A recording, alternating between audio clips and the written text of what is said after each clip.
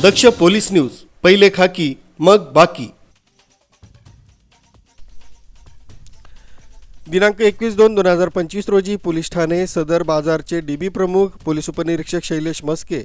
Police head constable Jadhav, police head constable रंगे,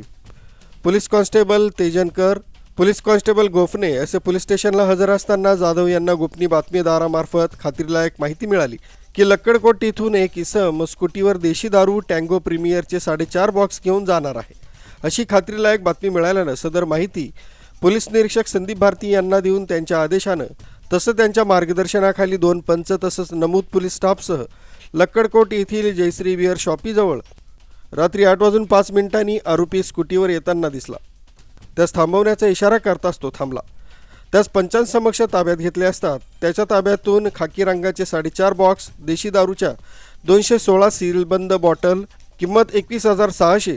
तसंच एक लाल रंगाची ओकाया कंपनीची इलेक्ट्रिक स्कूटी जिचा क्रमांक MH21BY5305 क्रमांकाची किंमत 35,000 असा एकूण 56,600 रुपयांचा मुद्देमाल जप्त करण्यात आला।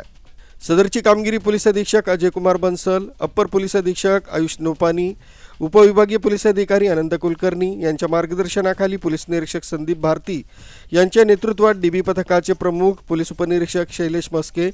पोलीस हेड कॉन्स्टेबल रामप्रसाद रंगे,